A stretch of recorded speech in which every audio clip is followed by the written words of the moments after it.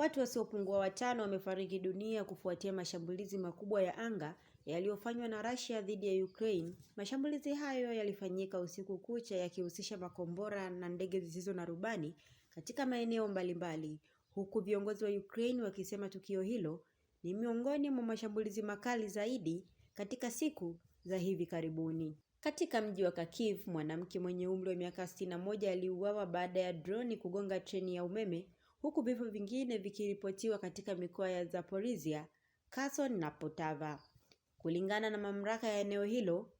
Wakati huo, mashambulizi hayo yamezua hofu kubwa miongoni mwa raia wanaoendelea kuathirika na vita.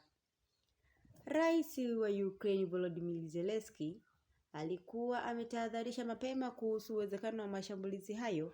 Taarifa za kijasusi zilionyesha Russia ilikuwa imepanga mashambulizi makubwa dhidi ya nchi hiyo.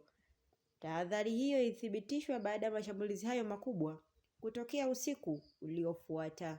Jeshi la anga la Ukraine lilieleza kuwa makombora 7 ya balistiki na 23 ya cruise yalitumika. Pia kulikuwa na makombora mengine ya kurusha kutoka angani pamoja na droni 392 katika shambulio hilo.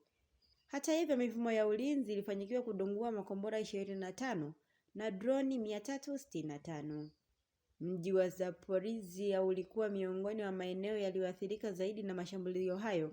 Mtu mmoja aliuawa na wengine 9 kujeruhiwa baada ya jengo la makazi kugonga na kombora, huku wakazi wakilazimika kukimbia mafichoni na mali zao zikiharibiwa vibaya.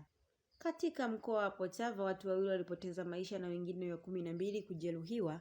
Majengo na makazi pamoja na hoteli ziliharibiwa kufuatia mashambulizi hayo ya anga. Maeneo mengine ya Kherson na Dnipropetrovsk pia yaliripoti majeruhi na uharibifu.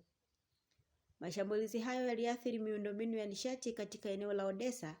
Hali hiyo ilisababisha Moldova kukatika na umeme katika Ulaya kupitia njia muhimu ya usambazaji. Kwa upande mwingine, rais wa Moldova alionya kuwa hali ya nishati bado ni tete licha ya njia ya mbadala kuwepo. Wakati huo huo, mapigano yakiendelea huku kasi ya kusonga mbele kwa wanajeshi wa Russia ikipungua, mazungumzo ya kumaliza vita yamekuwa yakikwamisha juhudi za kimataifa, huku Zelensky akiendelea kusisitiza umuhimu wa msaada zaidi ili kulinda maisha ya raia wa Ukraine.